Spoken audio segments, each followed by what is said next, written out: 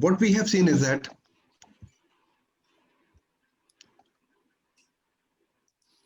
azoospermia, as you have been told, it affects nearly 1% of the whole population, and it's pretty common in the total population who are having male infertility. So why azoospermia has been chosen actually?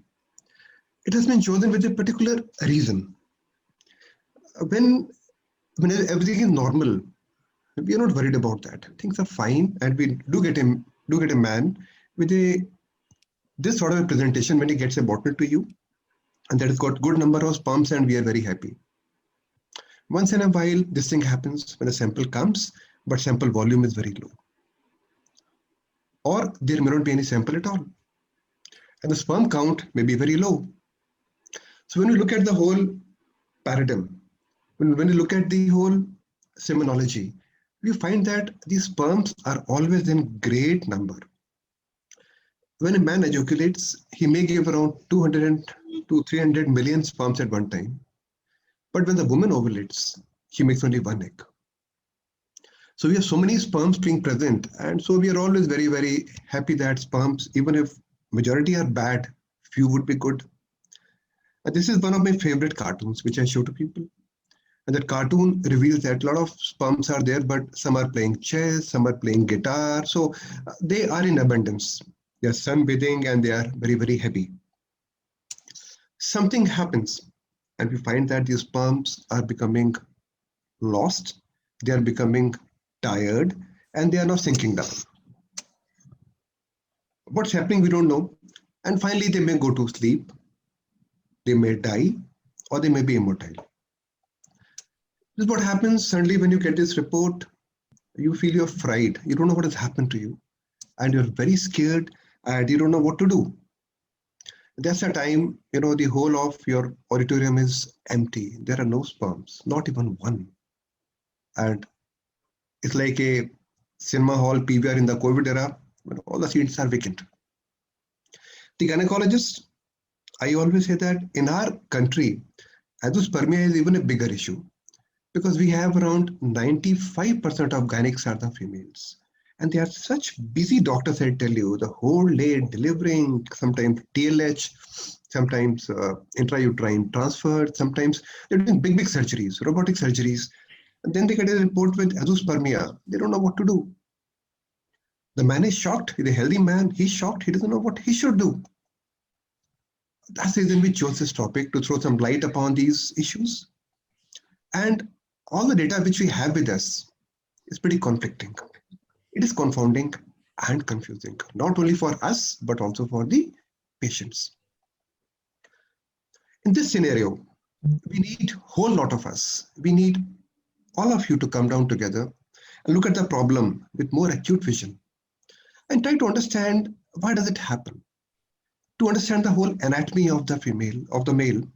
And you'll find that it's a pretty complex anatomy. The whole life we are focusing on the female fallopian tubes, we are focusing upon her ovulation, but male, some of you have actually ignored. We have ignored that he has got lovely glands which are called seminal vesicles, he has got a prostate gland, he's got bulbourethral glands, he's got multiple ducts, it's a whole plumbing system he's got. The plumbing starts from the testes, testes, and then it goes up like this. Epididymis, vas deferens, it keeps traveling, the vas deferens here, and then it opens into the prostate. The seminal vesicles will join it, and finally it will open in an ejaculatory duct. That is called ejaculatory duct. It's a pretty complex plumbing system the man has got, about which we are not aware of. So I'd like to throw some light upon that to make it more simple for all of you.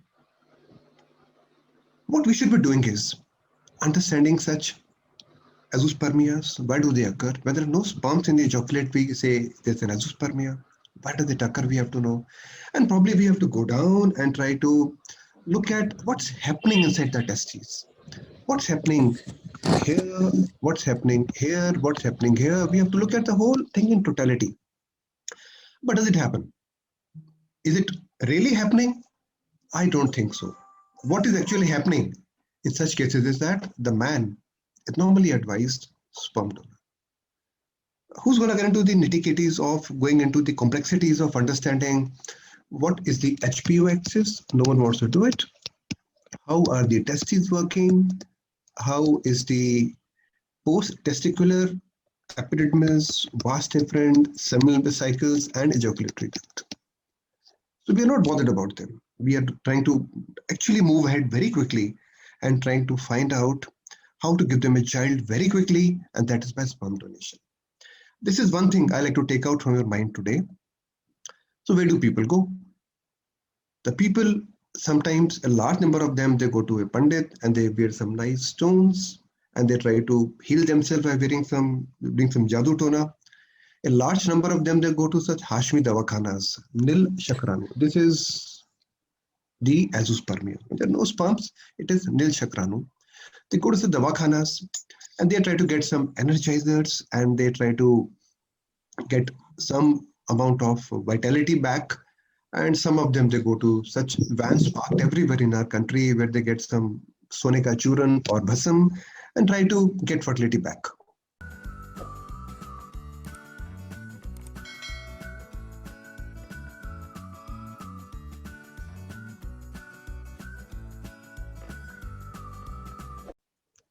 This is what we are finding. And so keeping that in mind, we decided complex topics like this, we will be covering in Sunday classes. And they'll be for everyone. It's an open link we'll send to all and get people. And I'm so happy that as we have not even started, we have got 211 logins till now.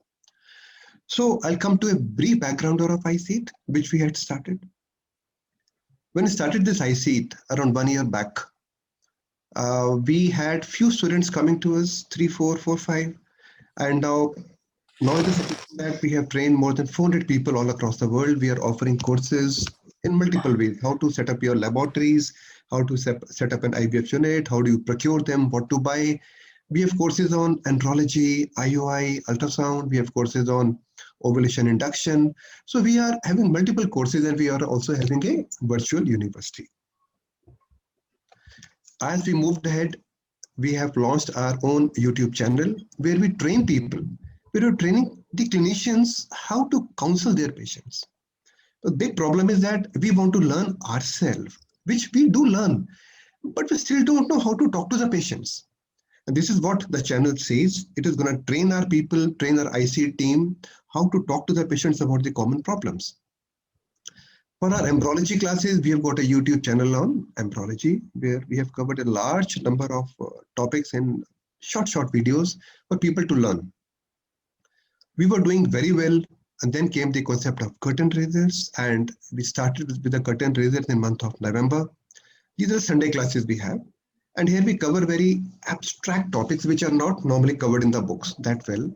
So first curtain raiser was on plastics in IVF laboratory, then we had a curtain raiser on microscopes.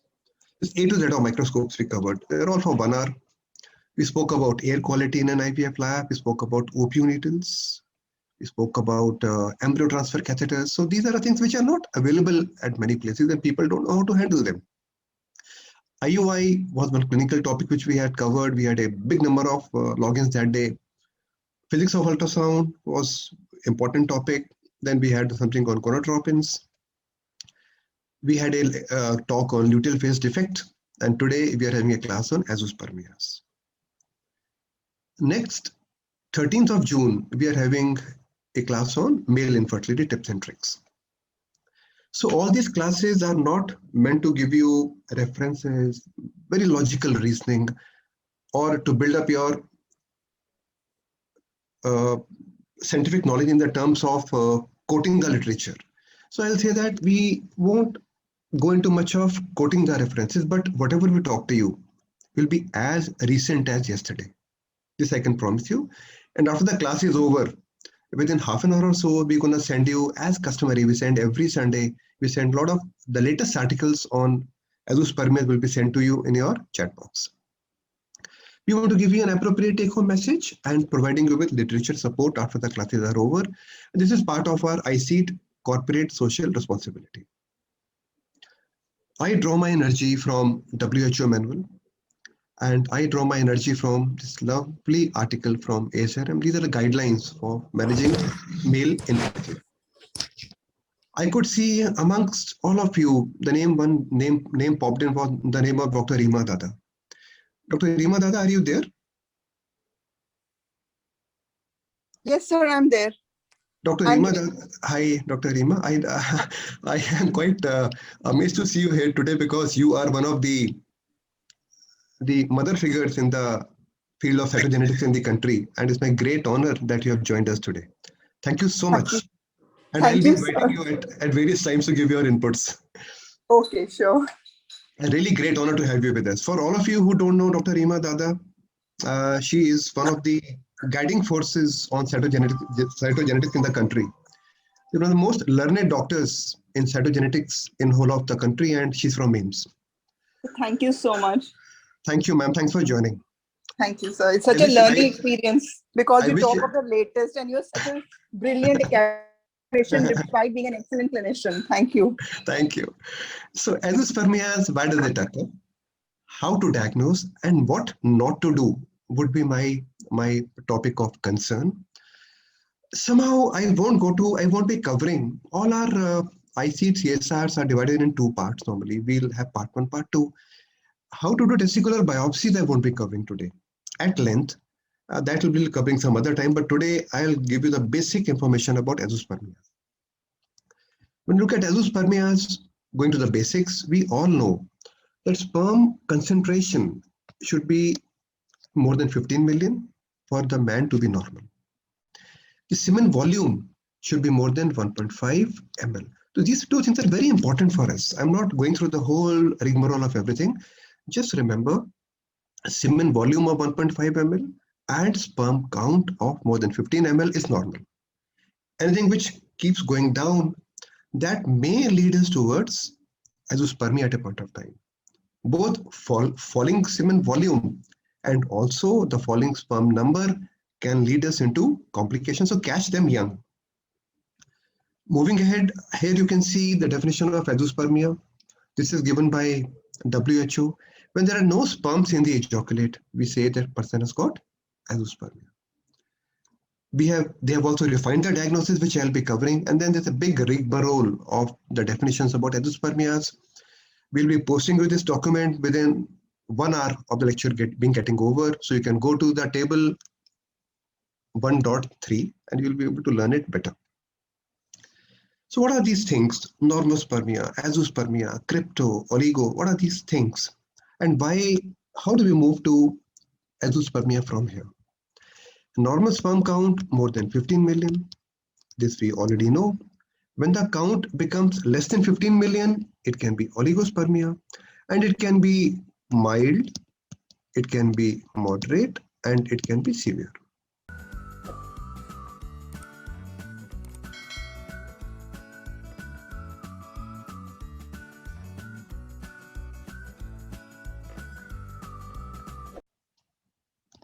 Severe azoospermias are the ones which are gradually moving towards azoospermia. Another term which everyone gets confused is what is cryptospermia. So I'll be covering about that also. So azoospermia means that there are no sperms in the ejaculate. So when somebody gives you a bottle, the semen volume may be normal or may be low, but when you examine, there are no sperms. What do? So here, how to diagnose azoospermia is the main thing, and about this people don't know. Normally we get a report, no sperm seen, and that's it. But that's not the right way to diagnose azoospermia. There's a method to the madness. For any man to be given a death certificate, we have to actually confirm that he's got a problem. So for that, the criteria is that we have to centrifuge the semen sample at 3000 Gs for 15 minutes. So just remember this figure, 3000 Gs for 15 minutes is what you have to do as per WHO to say that, and then we examine the pellet on the slide and we don't get any sperm, we say he's got azoospermia. This is one thing you have to remember. Don't go by the one single wet smear examination and label him to be having azoospermia. Centrifugation is important. This is one take-home message I like to give you at the beginning of the class. Dr. Amit brought out very beautifully that 1% of all the men are having azoospermias, and 10 to 15% of the whole population can be having some problem. So we have to actually look at the sperm count and decide whether it is azoospermia or it is oligospermia or wherever we are standing at that point of time. So what we do is that we take the semen sample into these tubes and then we centrifuge it. We get a pellet.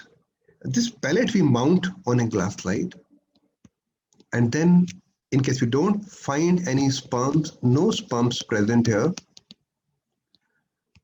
in two samples which are taken sometimes apart, we say patient has got azoospermia. This is the first diagnosis we make, and that's the way we make it.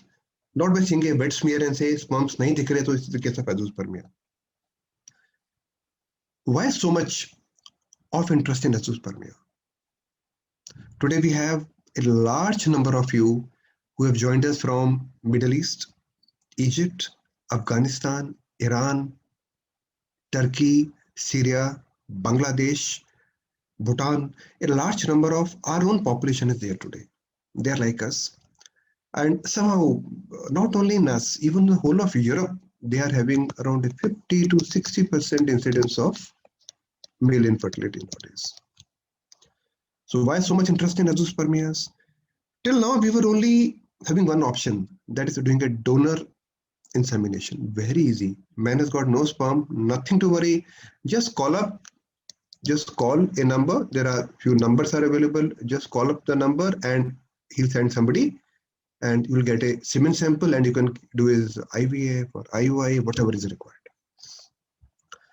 In the past 20 years, and that's what we were also doing till around 25 years back, but now things are changing. In the past 20 years, we have realized that we can do much more for the male people, and we have advent of ICSI. We can really treat a larger number of people.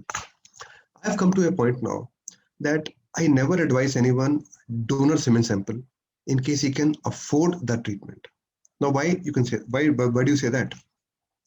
An average surgical sperm retrieval from an azoospermic man costs somewhere around 20,000 rupees.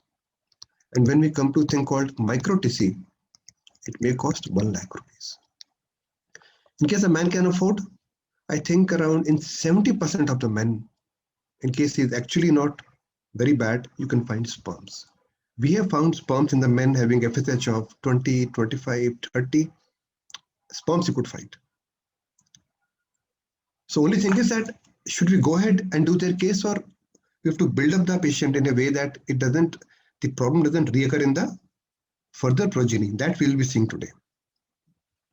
1992, when the ICSI came, now we could inject a single sperm. That's the time people started thinking about azoospermia, put a needle. When they can puncture a egg, why can't they puncture the testes? This thought came into our mind. And then every day, every second day, we are puncturing testes now, taking the sperms and we are injecting the eggs with the sperms, and that's called ICSI. Surgical retrieval of sperms for ICSI has become a routine. I mean, everybody knows that it's become a routine thing. It's as simple as advising somebody a folic acid, the way we advise somebody a folic acid, or the way Dr. Rima Dada would be advising somebody a karyotyping. We are normally telling people to undergo ICSI. ICSI is one of the most basic investigations, treatments which we are handling nowadays. We have to just know how to retrieve the sperms. Once we know that, we can just move ahead.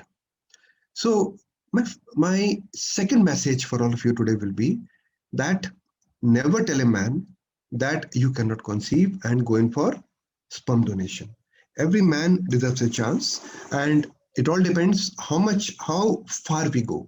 What type of azoospermia he's got? He's got male or a female, that we have to see. He's got azoospermia, can be obstructive or non-obstructive, that we have to see. But definitely, in case there are no major female problems, then we can always go in for sperm retrieval and ICSI. The first pregnancy came in 1993 and 1995 with these two particular conditions, and then since then we have not looked back. There are multiple ways to treat a man with azoospermia. There can be a blockage of the epididymis, blockage of the seminal vesicles. They can be absent, blockage of the vas deferens. the blockage of the ejaculatory duct. So there are multiple ways to handle this. We can treat the vas, we can treat epididymis, we can treat the testes. We can either surgically repair them in case we have the capability. That's definitely a better method. Or we can go in for IVF directly and just keep puncturing. We just put a needle here and take out the sperm from the various parts. That's it. We take a syringe, attach a syringe with this, and we just take out the sperms, and that's the easier thing to do. So we are doing it day in, day out. We can puncture a vas, we can puncture a dilated epididymis, we can puncture the testes directly, we can puncture the seminiferous tubules nowadays with the MISA or microscopic TISA. The sky is the limit, but I think never tell a man that he cannot conceive.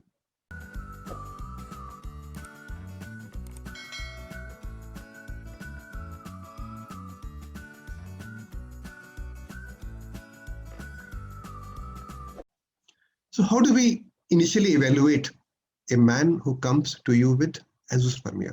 So first of all, we have already decided that there are some method in madness to deciphering whether he's got azoospermia or not. Now, when we centrifuge a semen sample and we find a sperm in that pellet, we normally say that he's got cryptospermia. Azoospermia means that there is no sperm found even in after centrifugation. But in case we find after centrifugation 1 or 2 sperms, we say he's got cryptospermia. So that's one definition we have to also learn and relearn. So the standard methodology, I always follow the guidelines of ASRM or WHO or European Union of Andrology. You just follow them and you learn from their guidelines. So whenever we get a male with azoospermia, the basic test we have to do is that we have to actually examine him first. We have to always examine a male, and then we look at his levels of TSH, how the TSH and total testosterone in case required. I feel that doing a single FSH is good enough for the patient. To do a single FSH, and in case later required, we can add more hormones to it. But any FSH more than 7.6 in a man with low sperm count should always raise your blinker that there can be a problem. So any man coming to you, first of all, examine him. That's very, very important. And then do a semen analysis. And then here only you'll get some idea of what type of problem he's having. So in case there's an azoospermia, we can always get sperms from his testes. When we have an obstructive azoospermia, I feel that in case we do it correctly, near 100% of the man with OA can give us sperms. But when we have a male with non-obstructive azoospermia, depending upon what type of people we are handling, the number may vary from 0 to 70%. And average is around 55% in our practice. We find in 55% of the men, after putting a needle or doing micro-TC, we're able to find the sperms. So we've spoken about 2 types of azoospermias now. Initially, we learned how to diagnose. We spoke about azoospermia. We spoke about cryptospermia. And then we thought, how do we take out sperms from them? So we've spoken about various places where they get a block and how to put a needle there and taking out their sperms. Now coming to the broad classification, again, it can be obstructive, it can be non-obstructive. Obstructive means that the whole plumbing system in the man is getting affected. And this can be, it can start from the epididymis, as we just discussed with you some time back. It can be vas deferens. It can be ejaculatory duct. So all these things can lead to problem. And when the problems occur, then these sperms won't come out through the urethra. So what are the problems? Problems can lead to the blockage of the tube. Now this is this is vas deferens. And in case we have a blockage of the vas deferens due to either infection or some trauma or some congenital problem, genetic problems, in that case, sperms are forming. Sperms are coming from testes, but they don't come out. So we get a man who has got no sperms in his ejaculator. Also remember that a very important organ in the man is seminal vesicles. They secrete fructose and they add to the volume of the semen sample. In large number of cases, we find that seminal vesicles are infected or they are blocked. So when they are blocked or when they are affected, the sperms which come out will definitely won't come out because there are multiple blocks. Plus here the sample will be fructose negative and the volume will be less than 0.5 to 1 ml. So whenever the seminal vesicles are getting involved, definitely the volume will become less and fructose will be negative. This is you have to also learn. I'll come to this later, and in the intermediate time as you're moving ahead, I wanted a thought to germinate in your mind so that you're able to pick up things better when we hit that particular slide. Then there are conditions in which there is no obstruction, everything is fine, but still the sperms are not forming. So here, what could be the reason? Either the testes are having a problem, they are not working, or there is something which has to make the testes work that is not working. So I always tell people, I give an example of when you drive a car. Whenever you press an accelerator, the car moves forward. So my very simple example to all of you is testes is like an engine of the car. When we press the accelerator of the car, the engine moves quicker and more hormones are formed, more sperms are formed. And the accelerator here is basically the hypothalamus pituitary axis, and they are secreting LH and FSH. So when LH and FSH comes in the normal amount, they accelerate the testes to make these sperms.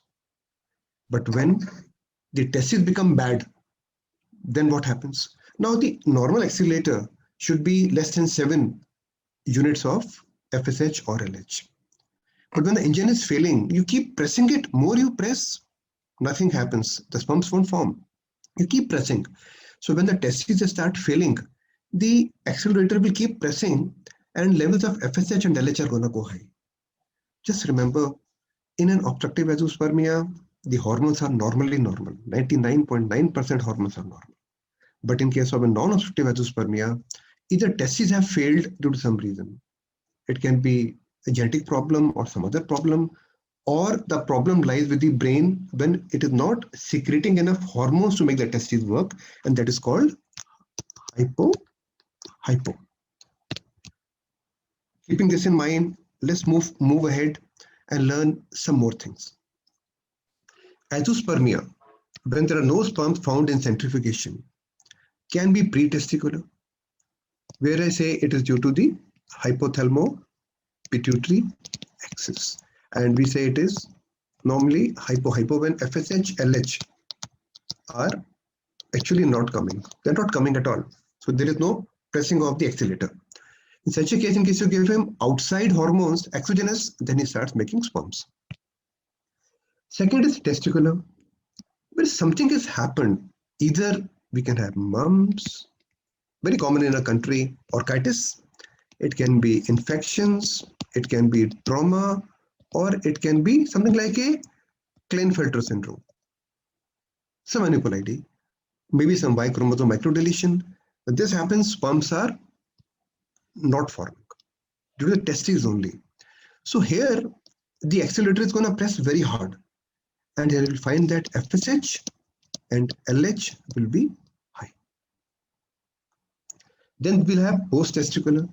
When testes are fine, the brain is working well, the testes are working well, sperms are forming, but they're not coming out. That's a very most common condition I find in our practice. And that is due to the infections, very common in India. And this is the post-testicular diagnosis. And I'm repeating it again and again because there's one concept I want to remove in everybody's, or I want to give you better concepts that post-testicular is very common and is fully curable, and it gives us 100% sperm recovery. The problem can here be the blockage in the epididymis, blockage in the vas deferens, blockage in the ejaculatory duct. These three places get They're having problem, and then these sperms are not coming out. They are forming in large numbers, but they are not coming out.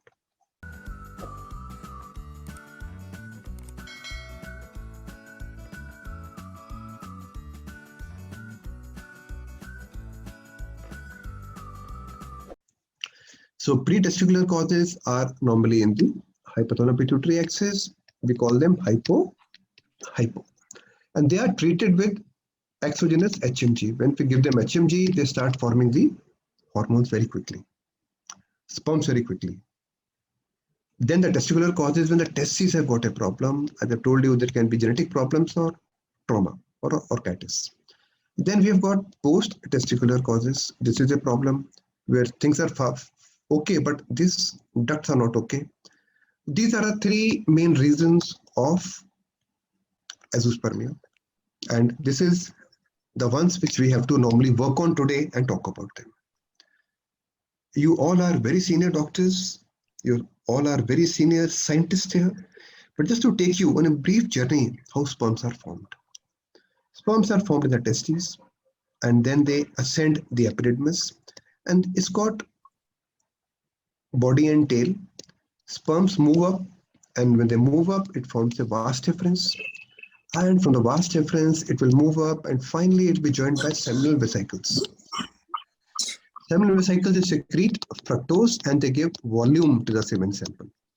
And then everything will join together and enter the prostate, and that is ejaculatory duct. Ejaculatory duct obstruction is a common problem, but not more than 1 or 2% in the whole population, but it has to be kept in mind. So how do we diagnose these things? In case we have a blockage here, what will happen? There will be back pressure. And the back pressure is there, the seminal vesicles will become bigger. They'll dilate. The vas may become dilated. There's a back pressure going. That's the way when we carry out a truss or an ultrasound, we are able to make out the obstruction. So this picture I have taken from the internet, and I just want to show you that there is seminal vesicles are here. They're normally seen on ultrasound, but they're pretty small. But these are then they all open into the ejaculatory duct. This is one concept people don't have. So I wanted to just I just wanted to cover this small aspect for all of you, since so many people, we have 266 people have joined us today. This is one third take-home message I like to give you, that never ignore ejaculatory duct obstruction. There are two ejaculatory ducts here. In case they get blocked in the prostate, then what happens? The whole seminal vesicle is gonna become bigger. It will become big now. It will become dilated. Ejaculatory duct, this whole duct will become dilated. And you may find a small calculus being seen here. A calculi may be seen here on an ultrasound, which we'll talk about at great length. This is one topic knowledge I wanted to share with all of you. Again, I'm coming to this slide. Why? Because in my experience in training more than 800 people, 900 people in the past 2 years, these concepts are not there. So I'm showing one more slide to you, that always remember the pre-testicular azoospermias can be controlled by hormonal stimulation. Testicular actually can't do much. Obstructive, there is no problem. Find out the cause, where it's getting blocked. And like we call somebody plumber at home, he puts some acid in the wash basin and the plumbing opens. So either we can carry out a ultrasound and do a thing like TURID. In TURID, we will open the ejaculatory duct, or we can take out the blocked section by doing a surgery and join the ducts, and then they start working. So depending upon what we want to do, we can do with the help of a urology colleague. But just remember that pre-testicular and testicular azoospermias, when we talk about, they are the part of non-obstructive azoospermia. They are NOA. And here we have a bigger classification of obstructive azoospermias, and I would love to have a patient with obstructive azoospermias any day. Very easy to handle. But only thing is how to diagnose.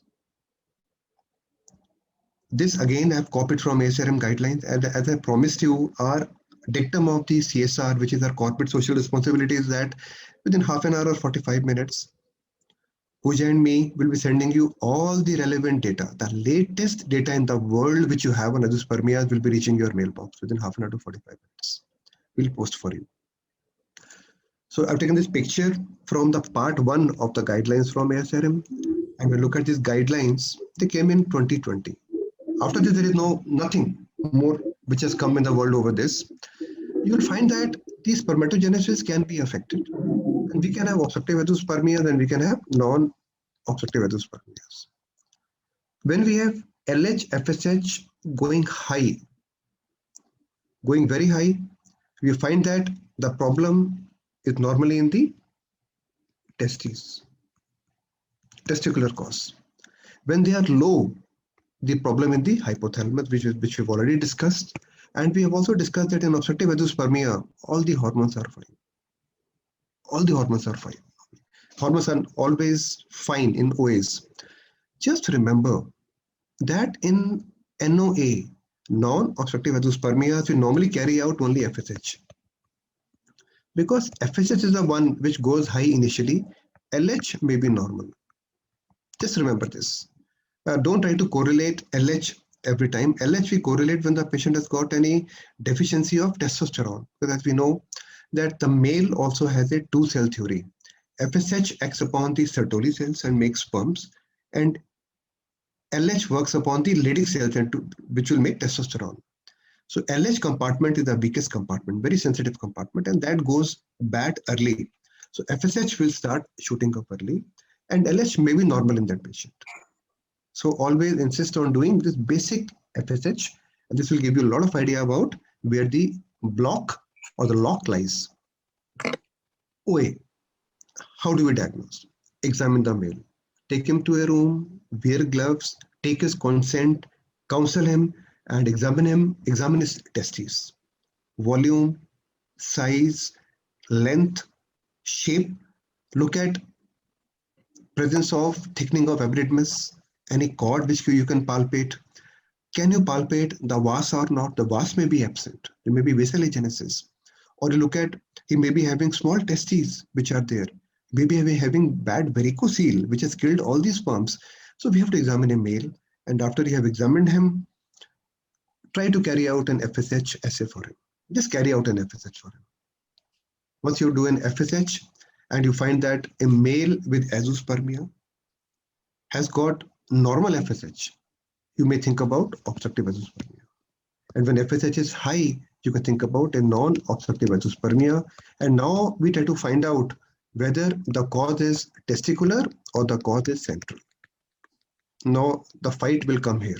This we have to fight. And this again we can see by the level of the FSH present, but you may need to do LH and testosterone in such cases only. To diagnose, do only FSH.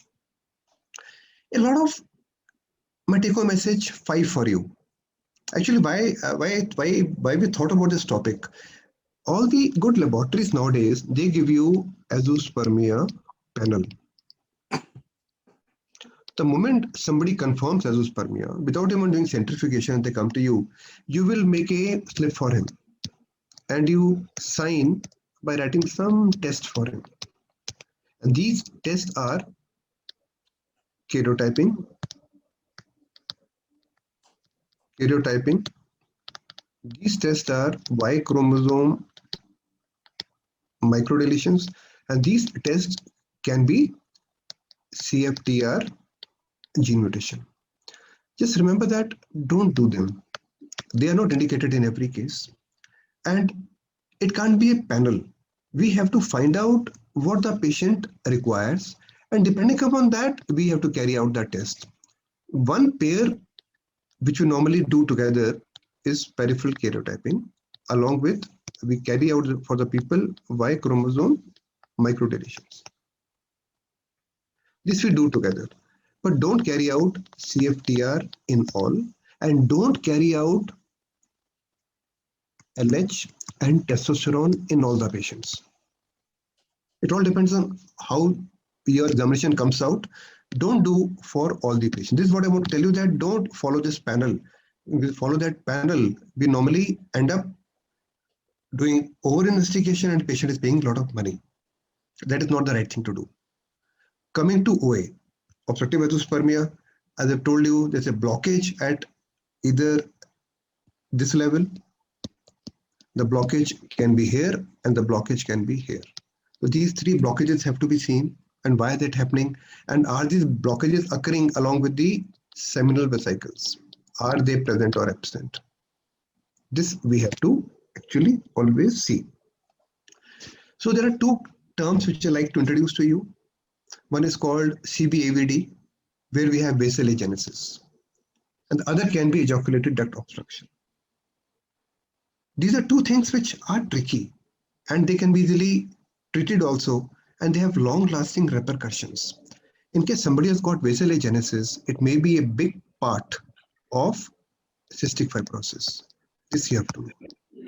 And once somebody has a cystic fibrosis, we have to examine his wife also. And so that we have to see that you have to calculate the percentage of the chance that it may be transmitted to the child. This we have to see. So when we have a absence of vas deferens, along with this, even the seminal vesicles may be absent. Always carry out CFTR gene mutation. This is very, very important. Just remember, and do it for the wife also. This is important because you don't want them to be having that child with dominance of CFTR gene mutation.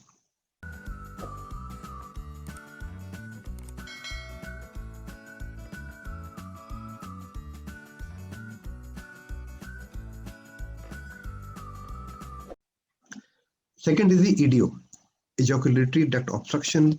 This you suspect in every male, and the moment you have any doubt, always carry out a thing called TRUS, transrectal ultrasound. And transrectal ultrasound will show you dilatation of the seminal vesicles. The moment you come to know this, you can put a scope and do turret, like you do in MTP or DNC. Same way, urologist will put a small scope and open the duct. That is called, surgery is called turret. And then this is open, and then the sperms will start coming out. This is one method which you know, which you must know, and you should know that TRUS is a very important diagnosis. Very frequently, I like to speak to any urologist who's present here. In case somebody is present here, we'll connect with him. In case somebody is there, they can come online. Any urologist. A lot of urologists are nowadays offering for maturating cystoscopy. Hello, sir. Hello. Hello, myself, Dr. Rama. Dr. Rama, how are you? Yes, same, fine. I talked to you last time also. Yeah. About the twin delivery after 9 hours. Yeah, correct. The same person. Okay, yes, how are you? I'm fine. I'm fine. You're a urologist, ma'am. You're not a urologist. Sir, I have done 3 years senior residency in urology. Okay. So, what are the basic tests you like to do for a male, ma'am? Sir, these same you are telling. My boss was very good. So yeah. Azoospermia twice at an interval of 3 months, and sperm seminology and this trust and FSH. Basic tests we have to do. Yes, sir. So, of course, after the examination. A lot of doctors are nowadays doing uroflowmetry. No, sir. That was this like we do in gynae hysterosalpingography, vasography, like that. Uroflowmetry, they look at urodynamics. Oh, urodynamics. Okay, usme, yes. So that I know for some neurology, this bladder problems. Yeah, this should not be done. A lot of urologists are doing this thing as an open thing. So that should not be done. That I also believe even in gynae, that should not be done. That is, yes. That's what I wanted to bring it out. Do what is important for the patient, and I think treat your patient's money as your money. Don't. We shouldn't do anything which is illegal and is in fact unethical. Okay, sir. Yes, sir. You are right. Thank you, Dr. Rama. So we may get a patient with low ejaculate and palpable vas, as I have told you that this will be due to problem with the seminal vesicles. and the pH is less than 7.2 because this makes the pH alkaline. So seminal vesicles will make the pH, it will give it fructose, it will give it volume, and it will make it alkaline. And in case we have agenesis of the seminal vesicles or absence, in that case we have patient with low volume semen sample and the pH will be less than 7.2 and that will become acidic. And the volume will also become low. So TRUSS is a very good diagnosis, good method. In case you have any issues, you can always carry out a TRUSS. You will find out, you can look at the dilatation, presence or absence of seminal vesicles. That you must do in case you really want to work up the patient well. So now in infertility patients, wherever there is azoospermia, these basic investigations I get it done for the very good, ma'am. Thank you so much. So TRUSS is one thing we should do to manage the patient scientifically. Otherwise, putting a needle and taking out the sperms is no problem at all. So any male who's got low ejaculatory volume, who's got acidic pH of the semen and absent fructose, I think we should do and look at the dilated seminal vesicles and suspect ED. This is one thing you should all do. Now this is a picture. Again, they're not my pictures. I don't carry out the scans myself, but I have some knowledge, and I think I do refer people to the more qualified who do this work every day. You can find seminal vesicles present here. You can find vas deferens like this. They're normal. This is a normal view. And in case you look at the ejaculatory duct, they look like this. These are the two ejaculatory ducts. They are normal ejaculatory ducts. And same thing is seen here in the different view. Now, when you have a dilatation, you always find that they become dilated. So ejaculatory ducts will become dilated, and you may find the seminal vesicles will become so big. That's the way you come to diagnosis. I just wanted to give you some insight upon the importance of TRUSS when we look at a male with azoospermia. Normal vas can be palpable. Always palpate the vas in the clinical examination. Many times people don't even know azoospermia. They are doing donor. They have never even checked the vas. So vas should be checked in every patient. Whether it is unilateral or bilateral, that should be checked. And depending upon that, I won't go into the details. But I had been doing NSVs. Yeah, correct. So vasectomies can lead to the problem, but here I'm talking about the problems which are due to a different reason. And here we'll find that genetical problems that we must rule out renal agenesis also by doing an ultrasound. Very interesting topic here, but I won't touch it here because in case I come to this, I'm going to take more time, and this is part of the preview of my lecture today.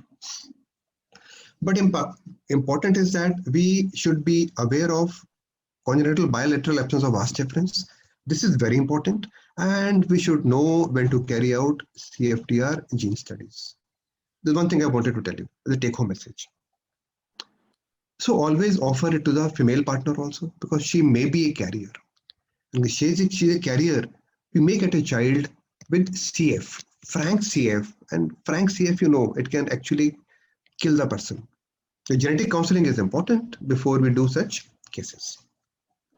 Coming to NOAs, non-obstructive azoospermias, a common thing I've told you, hypo has been covered already at great length, and hypo something from the brain. I've told you that accelerator is not getting pressed, and we have low levels of FSH and low levels of LH, and when they are low, what happens? As I've told you, we have two compartments. All of you who are with me now, I'll try to drag your attention for a few seconds with me completely. We have a Sertoli cell compartment and we have got a Leydig cell compartment. FSH acts upon the Sertoli cell compartment and LH will act upon the Leydig cell compartment. Sertoli cell will help in making the sperms and LH will make in testosterone. So when both FSH and LH are not there, they won't work and we'll have low levels of testosterone also. Just remember this. There can be Kallmann syndrome, there can be acquired pituitary tumors. It's a lot of genetics. I won't talk about that, but Dr. Rima, I'd like to request you to just speak on these things after the class is over for a few seconds or few minutes. You're the right person for that. Then We have hypergonadotropic hypogonadism, and here I've told you that we can have FSH/LH can go high, and they can be varicocele or orchitis. It can be toxicity due to the drugs, trauma, idiopathic. So they can be chromosomal problems. So that's the way we look at the issue and move forward. What are common causes of NOA? Common causes of NOA are, in very simple terms, which are of daily application to use, that they are hormones are not there. It is HH, and here they will respond by giving HMG. This you remember. Don't go for donor, don't go for surgery, give them HMG. They will respond. When there's a testicular failure, you just can't do much. The failure can occur at different levels. It can occur at the germ cell aplasia, can be there. It can be primary spermatocyte, secondary spermatocyte, and depending upon where the problem lies, they will get blocked. Or they can be diffuse hypospermatogenesis, or a complete atrophy of the testicular apparatus. There can be another condition where there is somebody got a varicocele, and varicocele has actually burnt his testes. They are cooked. In varicocele, testes are cooked actually. So that we have to see. Or there can be exogenous steroids taken. If somebody takes steroids from outside, that can also lead to low sperm count. We'll talk about it. Central causes already covered. I'm just rushing it through now. Read the slide. I'll give you 10 to 15 seconds. Treatment is to ensure a smooth transition to your stay in US, Stony Brook University Graduate Housing Office organized. Treatment is by HCG and HMG. This is important for you have to know. For hypo. Exogenous, when the person is taking hormone from outside. So when he takes hormones from outside, like this gentleman, and he takes these supplements, in that case, they will suppress the hypothalamic-pituitary axis. As a result, his levels of testosterone will go very high, but FSH and LH may fall down. It's a negative feedback mechanism, it occurs, and it affects primarily the LH compartment. So anabolic steroids can cause this problem. So always look at, is he taking anyone who comes to you who's a big muscle man, big biceps, you always think about, ask him, is he taking any supplements? And trust me, they'll be taking them. So high levels of testosterone are confirmatory, and then discontinue the drugs, and within 6 months, the things can become better. But mind it, it may take 6 months. When we come to the genetic testing of the people, here I've told you that always when the levels of FSH are more than 7.5, or there can be even LH can be high, or testosterone can be low. In such cases, we have to go in for some sort of genetic analysis. And for that, we should be doing chromosomal abnormalities, karyotyping, and Y-chromosome microdeletions. 2 tests will give you a lot of good answers. So why are these important? They are important because they are genetically transmittable. If somebody has got a Klinefelter syndrome, it may be transmitted. But definitely in case somebody has got Y-chromosome microdeletion, there's a high chance of him transmitting it to his children. So we have to rule out these things. And karyotyping of chromosomes, Klinefelter is one of the commonest causes in our population, where we have 2X and 1Y. Then they can affect a large number of the people in our population. So I think peripheral karyotyping is the one, which means from the leukocyte, should be done in all the patients who have got no sperm count. And you want to take out their sperms, I think it will be worthwhile taking their sperms and checking them. And then, as you find that in case the person has got any karyotyping problem or has got Y-chromosome microdeletion, they relate inversely to the sperm concentration. And the sperms number may not also be low, but the sperms can also be of poor quality and may transmit the disease. This is what I wanted to convey to you today. So, as I've told you that commonest is Klinefelter syndrome in our population. So you must examine the male also in totality, not only sperm, examine the male. And looking at him, you may feel that he's got a Klinefelter syndrome. And these are few of the problems with the Klinefelter syndrome in the male. These also you have to keep in mind because he's after all your patient. So don't ignore him that easily.